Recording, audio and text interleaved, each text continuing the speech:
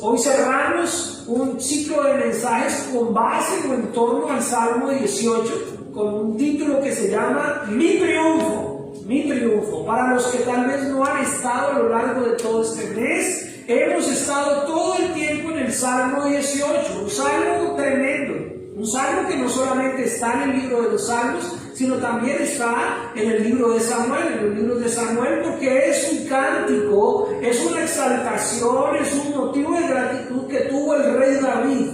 ¿Sí saben quién fue el rey David? No, yo no, yo soy solamente aquí el siervo David.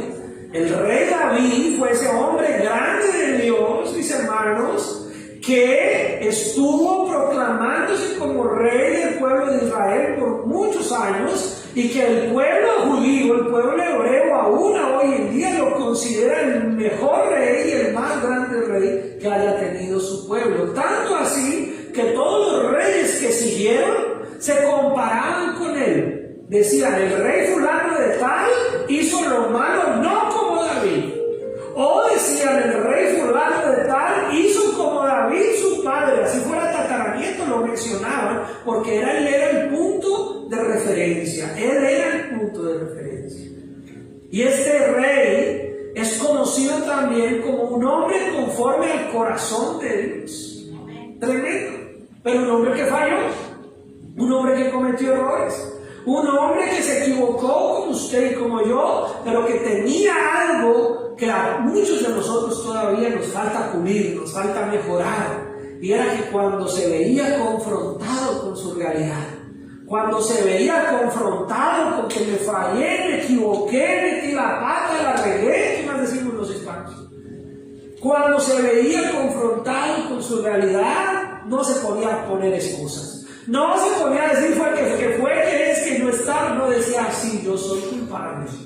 Yo soy culpable, y se humillaba y asumía su responsabilidad, tomaba seriamente ese momento de confrontación, se arrepentía y al arrepentirse se reconciliaba con el Señor y aún asumía las consecuencias. No decía, ay, ¿por qué me pasó a mí? Pues por cabezón, por no haber hecho las cosas como tenía que hacer.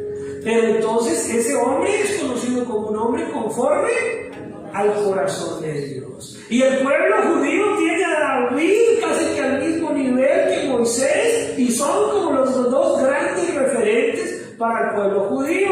Pero tanto David como Moisés se humillaron ante la presencia, ante la futura presencia de él, para ellos, del que iba a ser el Mesías. O sea que David y Moisés, los dos grandes referentes del pueblo judío, se rendían ante alguien que usted y yo ya conocemos, ante Jesucristo. Más grande que David es Cristo, más grande que Moisés es Cristo. Y si Cristo es más grande que David y que Moisés, es más grande que cualquiera de nosotros. Y es más grande que cualquier pastor de turno. Y es más grande que cualquiera que circule en Facebook, en YouTube. Es más grande. Cristo es el grande.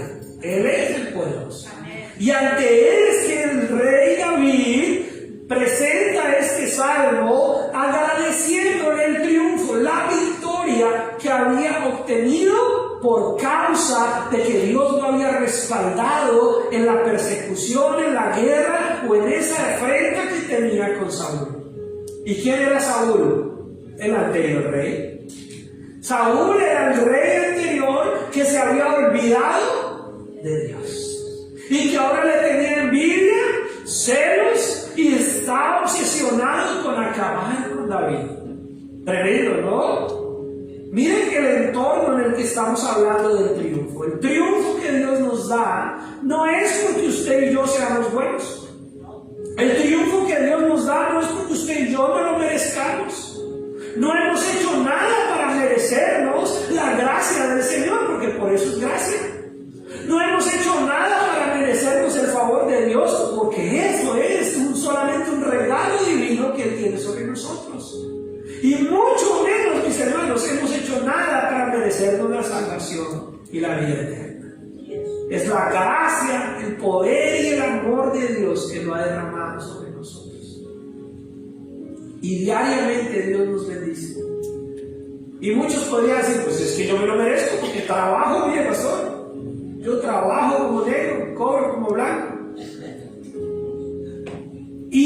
podríamos pensar que nos merecemos las cosas. Pero la realidad, mis hermanos, es que todo es una bendición. Amén. Todo es una bendición. Todo es gracias a que Dios te permite levantarte y irte al trabajo. Amén. Todo es gracias a que Dios te mantiene con salud. Amén. Todo es gracias a que Dios abre puertas. Amén. A mí no se vaya a sentir mal. De pronto está alguien aquí de esas personas, me llaman de pronto desgarrándose, pastor, mire que me quedé sin trabajo, mire que esto, mire que lo otro, y vamos a orar, y al ratico, una semana, ya pastor, ya me respondieron, ya el Señor me abrió otra puerta de trabajo, ya se solucionó, pero el día que tenemos la angustia sentimos como que el mundo se acabó, pero Dios sigue ahí. Dios no se ha muerto, Dios sigue ahí, Dios no está acabado, Dios sigue dándonos triunfos adicionales. Triunfos en medio de las circunstancias diarias en las que nosotros vivimos. Él sigue siendo fiel. Y más importante que eso, mis hermanos, es que Dios nos trata como hijos. Amén. Dios nos trata como hijos. Y Él es un Padre bueno. ¿Cuántos aquí se consideran buenos padres? Madres y padres. ¿Cuántos se consideran buenos padres, buenas madres? Tímidamente van sacando la mano, ¿no? Con seguridad, ¿no? Bueno, nos consideramos buenos padres o buenas madres, pero fallamos. Nos equivocamos. A veces hacemos que nuestros hijos se exasperen. A veces nuestros hijos nos quieren también acá. Y la palabra del Señor dice que no exasperéis a vuestros hijos. ¿Sí se lo sabían o no se lo sabían? ¿O solo se sabían el que está antes? El que dice honra a tu padre y a tu madre. Ese sí se lo decimos a nuestros hijos, ¿no? Mira, lea el siguiente. El siguiente dice: padres, no exasperéis a vuestros hijos. Entonces nosotros como padres nos equivocamos, pero queremos ser buenos padres.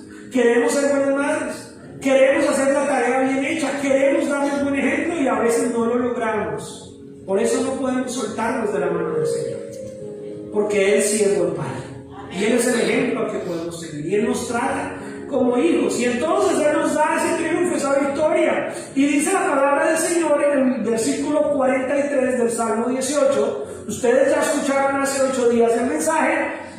Si no lo escucharon, ahí está en internet. Y todo este mes hemos hablado cómo Dios fue llevando en un proceso a David, donde él dijo: Señor, yo te amo. ¿Cómo empieza el Salmo 18? No necesitamos aquí ahorita ir al versículo. Yo creo que ya todos sabemos cómo empieza. Te amo. Qué bonito cómo empieza el Salmo 18, ¿verdad? Miren, hermanos, el Salmo 18. Esto es una predicación, pero casi que estoy haciendo un estudio bíblico. El Salmo 18 tiene 50 versículos. ¿Está conmigo? Amén. ¿Cuántos dije? 50. Ok. Salmo tiene 50. Pero si usted no está de acuerdo con la primera frase del primer versículo, no lea el resto. No lea el resto. No sirve de nada. La primera frase del primer versículo empieza con un: te amo, Señor. Te amo, Jehová. Te amo. Si no amas a Dios, no esperes que Dios sea tu roca. No esperes que Dios sea tu fortaleza. No esperes que Dios sea tu refugio. No esperes que Dios sea tu triunfo. Empieza con el amor. Un amor real. Un amor sincero hacia el Señor. Un amor que reconoce quién es Él. Y entonces hemos pasado por todo eso. Y hace 8 días mi hermano Roque tuvo aquí hoy el privilegio, hace 8 días, de predicar. Y él nos llevaba por un versículo que dice que el Señor hace nuestros pies como de siervas. Pero cuando se refiere a siervas, se refiere al animal, al cervatillo, al venadito. Y la estructura de ese animal, mis hermanos, es que es un animal ligero, es un animal de pronto muy expuesto a los depredadores, es un animal que está de pronto en riesgo de cualquier circunstancia. Sin embargo, tiene sus pies tan buenos y sus pezuñitas tan perfectas que pueden trepar y escalar por situaciones muy rocosas. Y puede corrientes de piedra que se ven casi como si fueran horizontales y también tienen ligera inclinación y como ciertas protuberancias de rocas, y ahí las siervas van. Y uno dice, ¿cómo no se caen? Al Señor, el Señor le sostiene esos tobillitos, esas pezuñas. Y lo que está diciendo el Señor es: el Señor hace de nuestros pies como pies de esos animalitos, que se pueden sostener, aunque parezca que estamos caminando en el abismo, aunque parezca que las circunstancias tenemos todo en contra. Dios nos hace mantenernos firmes. Dios nos mantiene firmes, y eso es el triunfo. A lo largo de estos 7 años, mis hermanos, muchos de ustedes no se conocen las historias, pero yo tengo el privilegio de conocer. Por eso yo sí me duelo como padre, mis hermanos, en el buen sentido de la palabra, aquí como pastor, cuando de pronto entre ustedes se lastiman. Entre ustedes me entero que fulanito habló mal de fulanito y fulanito habló. Señor, yo conozco la historia de fulanito, yo conozco la historia del otro fulanito, y sé que ambos tienen un proceso. Sé que ambos han pasado por dificultades. Me duele que se estén lastimando. Me duele que fulano de tal diga tal de tal y tal de tal, porque ambos son tus hijos, Señor, y tú a ambos los estás llevando, o a ambas las estás llevando por un proceso. Y a veces eso es lo que no sabemos, que el otro también Dios le está poniendo pies de siervas. Y a ti también. Amén. De pronto el otro se les escurrió un poquito el pie y casi se cae, pero Dios volvió y lo levantó. Y tú de pronto, por estar mirando que el otro se caiga, de pronto te caes. Entonces mejor no estemos sino diciendo: Señor, gracias porque tú eres el que hace mis pies. Amén. Los pies. Mantenerse seguro, mantenerse firme. Y entonces dice el versículo 43, ahora sí: me has librado de las contiendas. ¿De dónde? Pon la 60. La Reina Valera de 60, versículo 43. ¿Están conmigo? ¿Tiene ahí su Biblia? Amén. Salmo 18, 43 dice: me has librado de las contiendas del pueblo. Cuando el Señor nos pone en esta circunstancia, está diciendo que David vivía en medio de un ¿qué? De un pueblo. Y ahora en un pueblo hay ¿qué? Contiendas, personas que critican, que acusan, que cuestionan. Pero David está diciendo: como rey, porque recuerden que David es rey. Amén. Como rey me has librado de todos los que me acusan, de todas las contiendas que se levantan en el pueblo. Miren, mis hermanos, cuando usted es papá, cabeza de hogar, mamá, a algunas les toca ser cabeza de hogar. Cuando usted es jefe, ¿cuántos aquí de pronto son patrones, jefes? Cuando usted tiene autoridad, así sea que sea empleado, pero dirige un grupo, es jefe de un grupo en el trabajo. Todo el que tiene algún grado de autoridad, sea en su casa, usted como mamá, usted como papá, usted en su empresa, usted en una situación de trabajo o en cualquier área, aún recreativa, deportiva, siempre va a haber gente que no va a estar contenta. Siempre va a haber gente que va a decir: no, así no lo debería haber hecho, no lo hubiera hecho mejor. ¿Por qué lo puso así? Yo lo hubiera puesto así. Aún nuestros propios hijos: pero papá, ¿por qué no me gusta eso? Digo: pero si soy tu papá, le digo que sí, papá, pero no me gusta. Es que mi mamá me obliga a comer esto. Y siempre vamos a tener situaciones que confrontan, que acusan. Pero aún en medio de eso, Dios es el que nos ayuda. Y Dios es el que nos da la victoria. Y yo no me quiero ir muy lejos, en su propio hogar. De pronto a veces como padres tomamos decisiones sobre el hogar, sobre los hijos, que no todos están de acuerdo. Pero si tú estás siendo guiado por el Señor, guiada por el Señor, tienes que estar seguro que a su tiempo Dios les va a decir: ah, mi papá tenía razón, ah, mi mamá tenía razón, así era como se deberían hacer las cosas. Y solo el que sabe estar bajo autoridad y sabe entender que Dios da esos procesos, va a poder un día estar sobre autoridad. Si tus hijos aprenden a verte a ti como un hombre, padres, Un hombre de Dios, un hombre que toma decisiones guiado por el Señor. Así hoy no estén de acuerdo, le estás enseñando a ellos que un día serán padres iguales.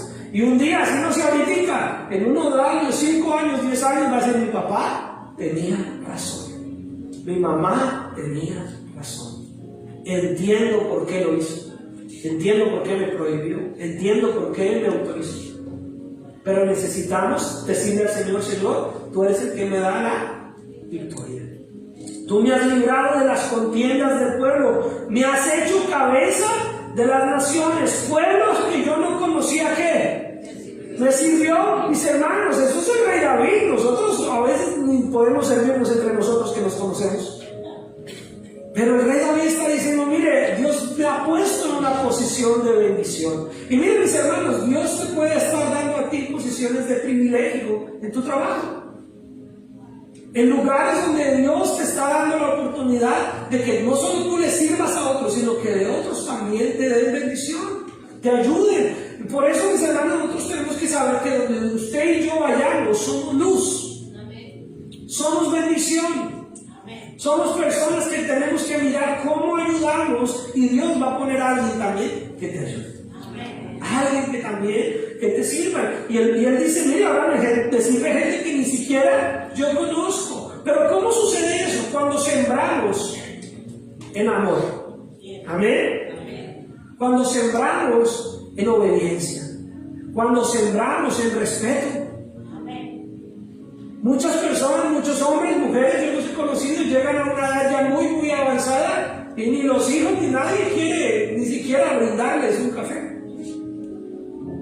Y uno diría: ay, pobre ancianita, mire cómo lo trata nadie. Y de pronto alguien que conoce la historia dice: no, pero se lo ganó.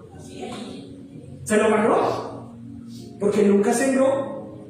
Porque siempre hubo maltrato, siempre hubo una cantidad de cosas. Y si la gente no tiene a Cristo en su corazón, no todo el mundo va a responder bien. Pero nosotros que tenemos a Cristo en el corazón tenemos que sembrar. Tenemos que amar a nuestros hijos, no solamente diciendo que soy el papá, soy la mamá, no, ámenos como hermanos en la fe. Aló. Como que no me entendieron esa parte. Sus hijos no solamente son sus hijos, son hermanos en la fe. Sus hijos no solamente son su responsabilidad, sus hijos son siervos del Señor también, ¿o no? Trátenlos como tales también. Padres, hoy estamos celebrando el Día del Padre, pero qué mejor celebración del Día del Padre que cada día mejorar nuestra forma de ser padres, nuestra forma de ser madres, nuestra forma de ser personas de bien. Nuestros hijos no son solamente subordinados de nosotros porque soy el papá y me tiene que hacer caso. No, nuestros hijos son hermanos de la fe. Esto a veces no lo tenemos claro, y lo voy a decir hoy. No creo que no lo he hecho en estos 7 años. Pero un día cuando estemos allá en la eternidad, allá ya no habrán rangos. Allá ya no habrán estatus, ni papá, ni mamá, ni hijo, ni hija, ni tío, ni abuelo. Allá todos seremos iguales, hijos delante del Señor. Allá sus hijos serán sus hermanos en la fe. Sus padres serán sus hermanos en la fe. Lo importante es que todos nos veamos allá, ¿no? Que todos, esa es la parte que hay que asegurar, que todos nos veamos allá. Porque imagínense, pónganle lógica. Si Dios me da la oportunidad a mí de llegar a vivir 90, 100 años, y un día el Señor me parte a su presencia, y mis hijos también llegan a 90, 100 años y parten a su presencia, ¿allá cómo nos vamos a ver? Como hermanos, igualitos, 2 ancianos que murieron y llegaron a los pies del Señor. Entonces no, allá no hay tal. Entonces aquí también tenemos que tratar a nuestros hijos como hermanos en la fe. A veces se nos olvida como padres que estos hijos que Dios nos ha dado también son hijos de Dios y son hermanos de nosotros en la fe. Y si queremos que ellos en un momento nos sirvan a nosotros en nuestra edad avanzada, tenemos que también sembrar en ellos, no solamente decir es que es su responsabilidad y si no son van a ser malos hijos, no, siempre en ellos. Enséñenles a amar, enséñenles a usted ser buen hijo con sus padres para que ellos tomen el ejemplo. Porque es que a veces el individualismo, escúcheme esto, el individualismo, el egoísmo es este: cuando somos hijos, nos tienen que dar porque somos los hijos. Cuando somos padres, nos tienen que dar porque somos los padres. Pareciera que siempre gira en torno a mí. Y siempre me aprovecho de mi posición. Si soy hijo, dele. Si soy padre, dele. No, en todo momento nosotros estamos en capacidad de bendecir, de ayudar. Si eres hijo, bendice. Si eres padre, bendice. Ayuda, da ejemplo. Porque yo me he topado con muchos casos así. Gente que se queja de sus hijos cuando está de pronto joven todavía y los hijos los tienen pequeñitos. Es que no hacen caso, es que no se quejan. Y ya cuando los hijos están grandes y están adultos, es que no me atienden, es que no me hacen. No, pero usted tenía que atenderlos cuando estaban chiquitos y ahora que ellos lo atiendan. Pero quería que ellos chiquitos lo atendieran a usted y ahora que usted está grande que lo sigan atendiendo. A veces tenemos que entender que Dios nos da tiempo. Eclesiastés dice que hay tiempo para todo. Hay tiempo para dar y hay tiempo para recibir. Pero mucha gente solo quiere recibir. Solo quiere que lo atiendan. Solo quiere que le hagan. Solo quiere que le den. Pero Dios nos está dando la oportunidad de dar. Para que cuando sea el tiempo de recibir, usted también pueda decir, Señor, gracias. Y no sea orgulloso, ¿no? También déjese atender. ¿Sí? Pero entonces Dios nos da a todos la oportunidad. Amén. Amén. Amén. Y dice el versículo 44: al oír de mí me obedecieron, los hijos de extraños se sometieron a mí. Obviamente David está hablando desde una posición de rey, desde una posición donde él está hablando de cómo conquistó pueblos, cómo hizo que otras personas estaban. Pero lo que está diciendo es que cuando oían hablar de él, la gente se rendía. Amén. Así que aquí ninguno de nosotros somos reyes, ni vamos a gobernar pueblos, ni nada de eso, ¿no? Pero sí podemos tener una reputación o un respaldo de nuestra vida, un testimonio que cuando otros oigan hablar de usted, digan, ah, no, ese hombre es de Dios. Ah, no, esa mujer es de Dios. A esa mujer se cuente de que esa mujer es, ella sí es de una de bendición. Y no que digan, no, a ella no le cuente porque se entera medio pueblo. ¿Sí entiende lo que es la reputación? Lo que es el buen nombre. David tenía un buen nombre. A eso me refiero, resumamos con eso. David tenía un buen nombre. Un nombre que cuando se oía hablar de él, cuando otros sabían, viene el rey David, ojo. En las empresas, yo también fui empleado. Y sigo siéndolo, mi patrón es el Señor. Pero a veces se sabe cuando el patrón o hay algún jefe que no es serio, que no tiene responsabilidad, que no le haga caso. Le digo, deja así. Pero cuando el jefe o la persona, su respaldo, su conocimiento, su autoridad sabe, dice, haga eso así, la gente, no, si dijo él, hágale caso porque él sabe. ¿Sí entienden o no entienden de qué estoy hablando? Si fulanito de tal o fulanita de tal dijo, la jefe dijo, la superior dijo, hágale caso. Porque él sabe, ella sabe. Su buen nombre, su respaldo, habla de la persona. Pues nosotros como creyentes, como personas que tenemos el triunfo de Cristo, nuestro nombre, nuestro testimonio, tiene que ser algo que la gente diga, oiga, tiene respaldo. Es importante, si él ya dijo que va a orar, va a orar. Si fulanito tal dijo que se compromete a hacer, lo va a hacer. Si tal, póngale la firma porque él, cuando oyen hablar de él, la gente entiende y somete, no su vida, no va a pensar que se esclavizan ante usted, pero somete su disposición a su buen nombre. Y créanme, mis hermanos, todos aquí los que estamos, que el buen testimonio y el buen nombre de nosotros, y si quiere para los que se están durmiendo, díganlo después de mí, sí importa. Sí, sí. Bueno, miren, todos estaban dormidos. ¿Sí? Sí importa, sí importa. Para los que vienen los miércoles, cuando iniciamos todo este tiempo del estudio de la importancia del discipulado, vimos cómo fue que se escogieron los primeros diáconos que existieron de la iglesia. Y los primeros diáconos que escogieron de la iglesia, se escogieron para hacer una función que hoy consideraríamos no muy importante, trivial. Empacar unos mercados para darle a la gente. Lo que hacemos nosotros en fútbol de vez en cuando. Y para escoger a esos 7 hombres, las características eran 3. que fueran hombres llenos del Espíritu Santo, llenos de sabiduría y de buen testimonio. Tu buen nombre, tu buen testimonio importa. Pero déjenme hacer una aclaración. Importa si es real, si es genuino. No si es una máscara ni una apariencia, no. Ese es un testimonio real, genuino. No una falsa reputación, sino un testimonio que está respaldado por una vida temerosa de Dios. Y entonces dice que los extraños se debilitaron y salieron temblando de sus encierros.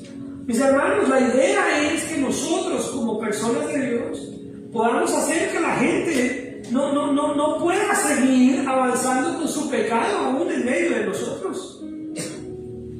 Que por lo menos tengan temor de Dios al decir, oiga, está fulana de tal. Que usted y yo podamos decir, oiga, Señor, dame la oportunidad de que la gente extraña sienta ese temor de ti, Jesús. No de usted, de Dios. Pero que su presencia, su testimonio respalde eso. No que digan, diga groserías que es igual a decir igual que yo. Dice que va a la iglesia, ya es príncipe de paz, ¿no? Igual de grosero que yo. Igual de mal hablado que yo. No. Que otros también sepan que usted es alguien de Dios. Y dice la palabra, ¡viva Jehová! Mira, aquí ya, puede usted aquí ya ponerse en el léxico. ¡Viva Jehová! Y bendita sea mi roca, y enaltecido sea el Dios de mi salvación. David celebraba una victoria terrenal. David celebraba que había vencido la guerra que tenía contra Saúl. David celebraba que Dios lo había guardado de una victoria terrenal. Pero usted y yo celebramos que tenemos la victoria en la vida eterna. Que tenemos salvación. Dice, bendito sea el Dios, enaltecido sea el Dios de mi salvación, el Dios que venga mis agravios, el Dios que somete a pueblos debajo de mí. Bueno, eso se ve materializado en la vida de Cristo Jesús. Cristo Jesús es el gran autor, digámoslo así, profético de este salmo. Todo pueblo se somete ante el Señor. Pero usted y yo podemos decir, Señor, te doy gracias, Padre amado, porque sabemos que tú me libras de mis enemigos, que tú estás ahí conmigo, Señor, y que las circunstancias, ya no estamos pensando en personas, estamos pensando en circunstancias, en problemas, están por debajo de nosotros. ¡Qué liberación! Tranquilos, están debajo de nuestros pies. ¡Qué Irán! ¡Qué Israel! Dios tiene todo bajo. Todo está debajo de nuestros pies. ¿Por qué? Porque usted está en las manos de Jesús. Usted está en los brazos de Jesús. Y sobre Él, sí, no hay nadie. Él está sobre todo. Él tiene control sobre todo. El que me libra de mis enemigos y aún me eleva sobre los que se levantan contra mí. Y me libraste. Mira lo que dice este versículo. ¿Me libraste de qué? De hombre violento.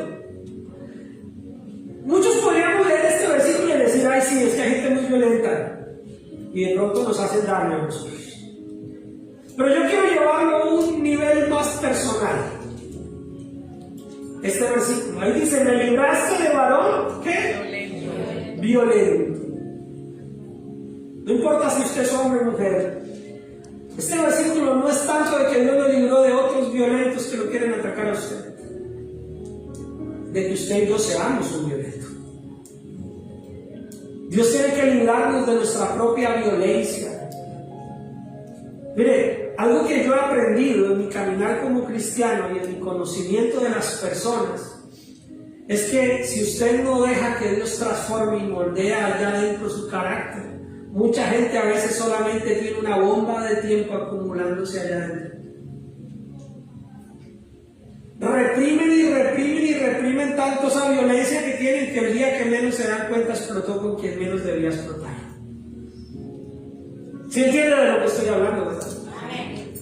Así que cuando oremos este salmo, porque los salmos se pueden orar, díganle al Señor, líbrame del hombre violento que llevo dentro.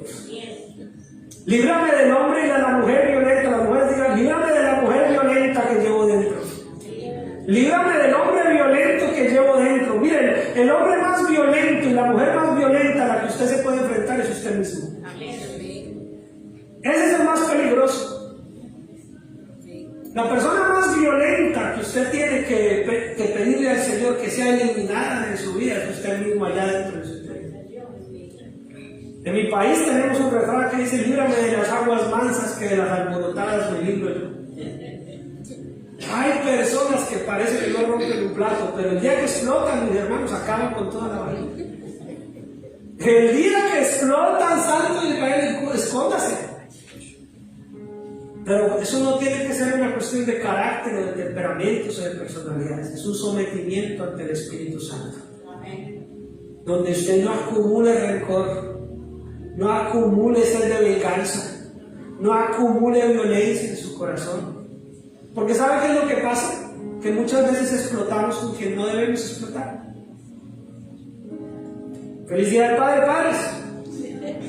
Pero ustedes como padres, yo como padre, más que todos los hombres, somos buenos para aguantar a veces abusos en el trabajo, o abusos con los clientes, o abusos con la gente. Y nos trató mal el cliente, nos trató mal el empleado, nos trató mal el jefe, nos trató mal el de aquí, el conductor, y a todo el mundo le dijeron, no, tranquilo, no se preocupe, tranquilo. Pero está acumulado allá adentro. ¿Y sabe con quién lo saca? Con sus hijos. O lo saca con la esposa. O esposas, lo saca con el esposo.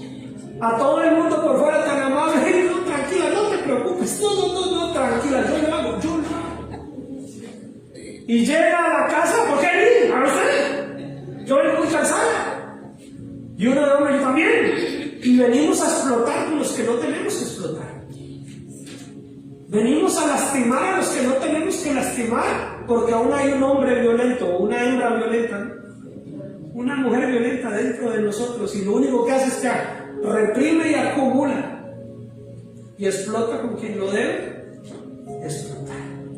Pero lo mejor es decirle al Señor, Señor, líbrame de ese hombre violento, líbrame de esa persona violenta que tengo allá dentro. Líbrame de esa persona colérica, esa persona enojona, esa persona airada que tengo allá adentro. Y dame un corazón manso, humilde como el de quien. Y eso solo lo hace el Señor. Esa victoria solo la puedes librar de rodillas con el Señor. Esa victoria, se te da la victoria sobre este cuerpo. Pablo dijo, ¿quién me librará? ¿Quién me librará de este cuerpo de muerte? ¿Sí saben de qué Pablo habló? No aquí el hermano Pablo, el Pablo de la Biblia. Pablo dijo, ¿quién me librará? ¿Quién me librará de este cuerpo de muerte? Pues solo Cristo nos puede librar. Solo Cristo puede hacer que ese enojo, que esa ira. Miren, yo sé lo que estoy predicando hoy, mis hermanos. Uno de los grandes problemas que tenemos nosotros los seres humanos es la acumulación de emociones, la acumulación de enojo, la acumulación de ira. Y reprimimos eso, y un día explota. Y se lastima, se hiere, se ofende. Y a veces le decimos las peores cosas a las personas que decimos más amar. ¿Sí saben de qué estoy hablando o estoy hablando conmigo mismo solamente? Amén. A veces le decimos las peores cosas a las personas que más amamos. A las personas que decimos que hacemos todo lo demás por ellos. Y a esas personas son a las que les soltamos lo peor de nuestros labios. Lo peor del enojo que acumulamos. Lo peor de la ira que reservamos y que guardamos de todo lo que pasó afuera. Se las tiramos a nuestra familia, a nuestra esposa, a nuestros hijos, a las personas con las que hemos decidido compartir toda una vida. A todos nos pasa, yo no soy la excepción, no voy a creer que el pastor no sabe hacer muy bien. No, a mí también me toca decir, Señor, líbrame de este hombre violento. Saca toda esa violencia, saca toda esa ira, ese enojo que no sirve para nada. No sirve para nada. Y dice, por tanto, yo te confesaré entre las naciones. Oh Jehová, ¿y qué? Cantaré.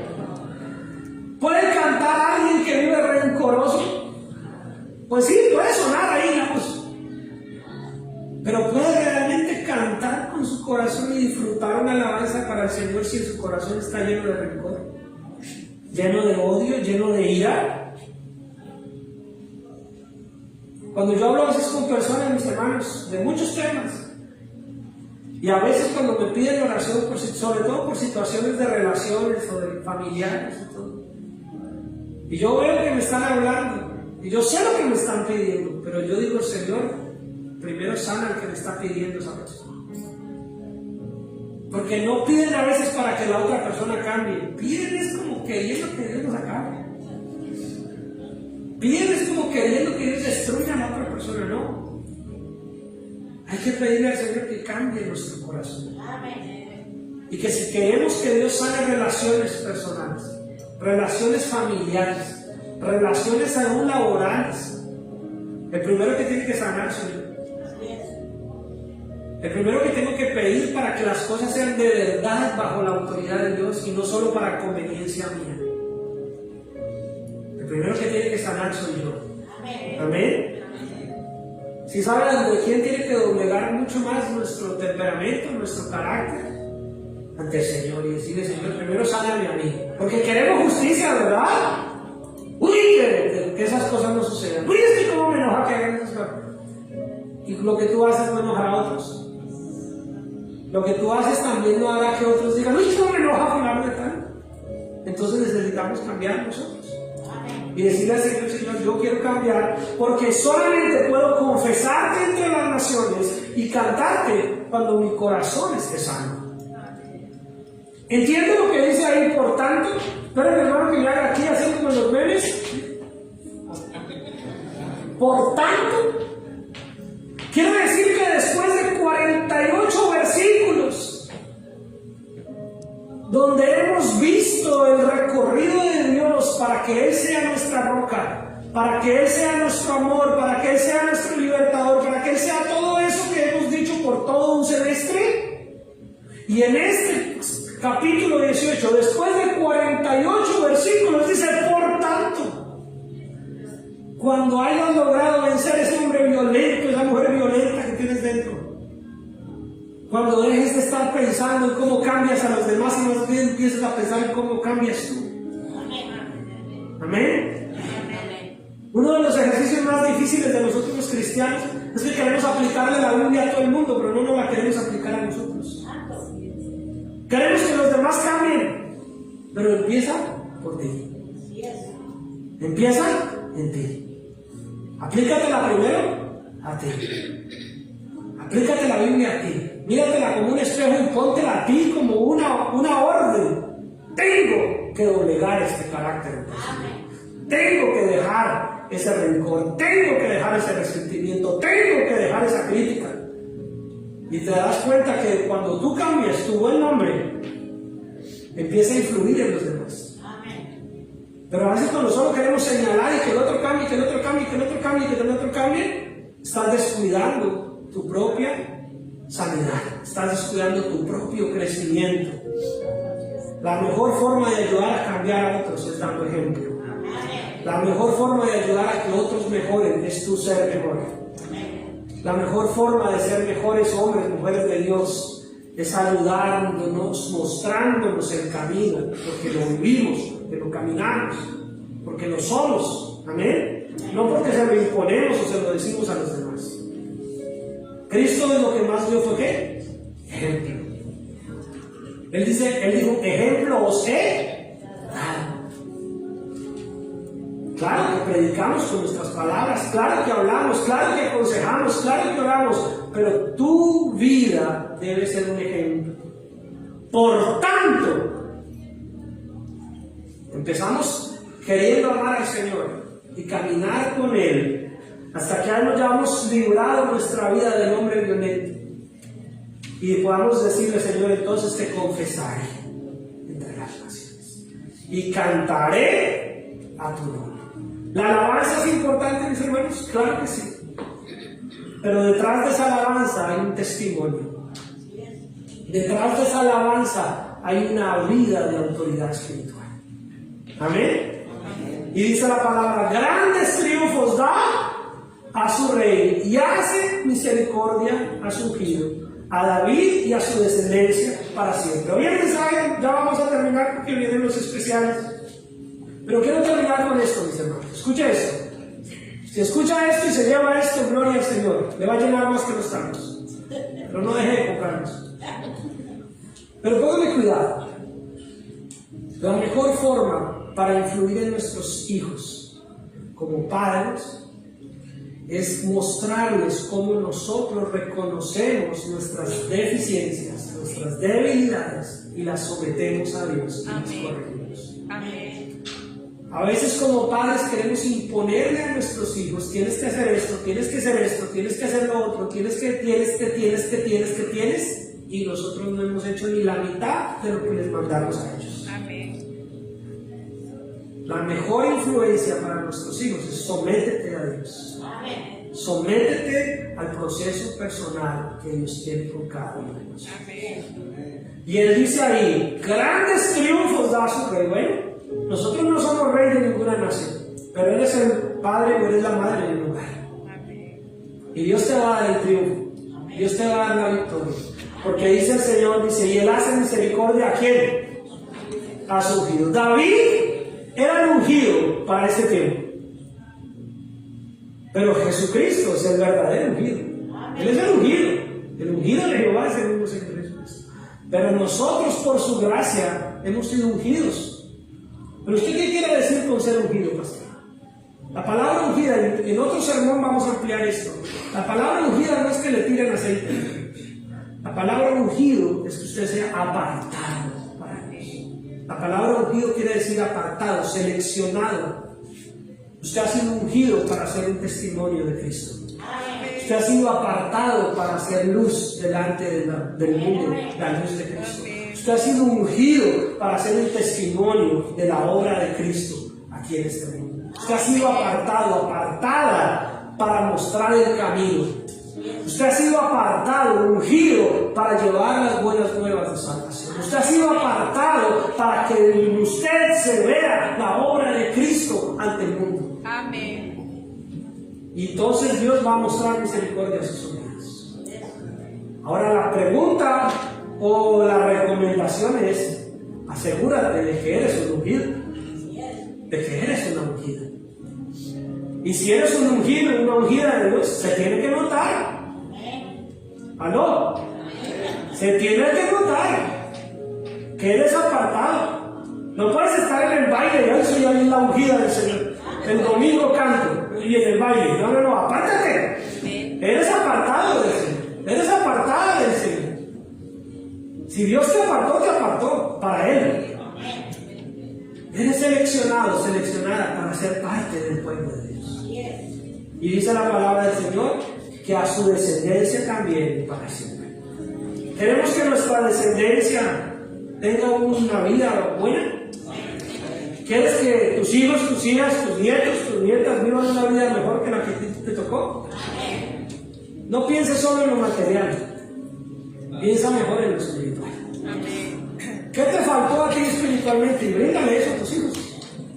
Porque les podemos dar casas, carros, empresas, negocios.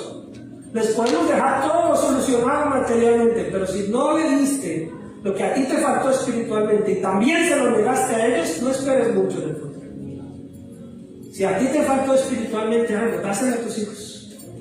Si a ti te faltó alguien que te tuviera paciencia, tú tienes paciencia. Si a ti te faltó espiritualmente mejor fundamentos, mejor palabra, dáselo a tus hijos. Si a ti te faltó alguien que orara contigo, que leyera la palabra contigo, que a ti te faltó alguien que te ayudara, que te cuidara en el camino, dáselo a tus hijos. Dáselo a tus hijos. Dáselo a tus nietos. Y si puedes a tus nietos, ¿verdad, hermano? Así es. Dáselo a las personas que Dios ha puesto a tu alrededor. Amén. Y deja de ser mártir. Es que a mí es que yo no tuve. ¿Ya qué? Ya tienes a Cristo, ahora dale lo que tienes. De gracias de recibido, dale gracias. Tenemos a Cristo. Él lo suple, Él lo brindó todo, Él lo dio todo. Ahora tú también da de gracias.